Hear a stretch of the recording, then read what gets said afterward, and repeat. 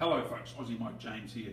We just finished a major reconstruction project at the International Finance Corporation here in Washington DC, and over my 31-year career in fitness centre management, I've been fortunate enough to be involved in over 10 to 12 reconstruction projects, from the very small to the very elaborate, some $5 to $10 million budgets.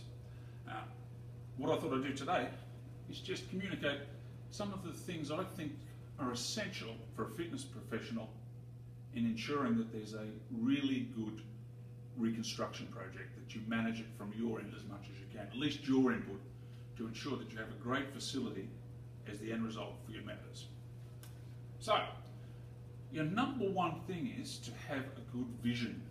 Like Stephen Covey says in 7 Habits of Highly Effective People, you should begin with the end in mind. Think about how you want the fitness centre to look and operate, right from when you walk in the facility to the way you move around, the way you have equipment placed. What's your brand, if you will? The one thing I really like to do with fitness centres I've helped develop over the years is to ensure that there's free, easy access. There's no bottlenecks where people bump into each other and where they swing dumbbells around and hit each other.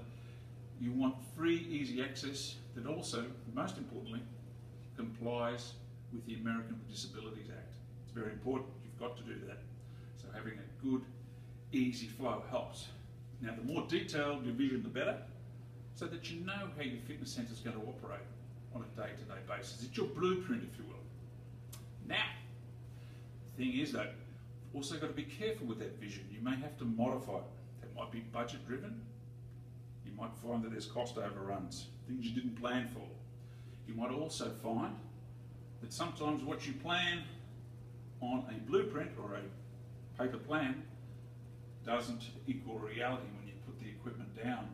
So you have to be a little bit flexible with that. Take in some opinions from other people you trust. Ultimately, you've got to make that decision though. Now, when you're talking about other people, there's other people also involved in the project. It's not all you, it never is. There's the construction manager, there's the interior design people, there's the architects, and they all have input. Hopefully, they've had experience, operating fitness centres or constructing fitness centres, designing, so you'll be on a similar thought process, if you will. But it's your real role is to make sure that the team works as well, okay? Listen to their input. They're there for a reason. You're not an architect, you're not a construction manager. So listen to them, take their expertise, but don't be shy in making some suggestions that are for the benefit of your members. They don't know how this is going to operate on a day-to-day basis. It's you who've got to make those decisions. So work with your team and make it a good team. Do your part to make it a good team. Including that is to work hard, to be professional, to be on time for meetings, to respond quickly and promptly to any questions that might come up, whether they be via voicemail or email. Keep yourself open. It could be all hours of the day. If you want a successful project, it doesn't operate from 9 to 5. Okay? Devote yourself to it. Sometimes that might be difficult if you're also running a couple of facilities like I have been, but you've got good people working for you. Delegate that responsibility, concentrate on your project. Other important things include communication, of course. You've got to let your members know both before, during, and after how the construction project's going. If there's any delays, make sure they can communicate that with them. Let them know when you're opening, emphasising the positive aspects of the project, and you'll get a good response. If you can also arrange for an alternate facility for them to use during that time, that will help ease their concerns, as long as they come back to you, of course, which they will, because you do a great job. Communication, okay, that's very important. A couple of things to consider. When you've got the project down, you're ready for opening day, and I've seen it happen so many times. You've got to have some essentials on hand, folks. And I'm talking about hot water in the showers, soap in the showers. Most importantly, when we're talking about showers, place to hang your towel whilst you're having a shower.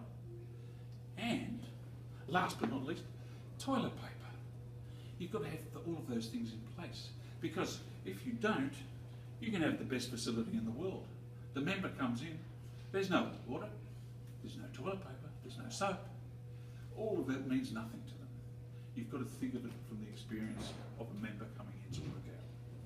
And you'd be surprised in your facility of seeing that exact thing happen. Finally, well, two final things. You've got to take the criticism, good, bad and the ugly, listen to what your members have to say, bite your tongue, be diplomatic when you have to be, but take their feedback. Final thing though is, you've done all those things, you've had a good vision, you've had flexibility with your vision, you've assembled a great team, you've worked well together, you've worked hard, you've got all the essentials ready for first day. The most important thing after all of this is to celebrate. You've worked long and hard with these people, you may never work with them again. Take time to celebrate a successful fitness centre construction project. Thank you. Please look to my website, www.aussiemikejames.com. Thank you.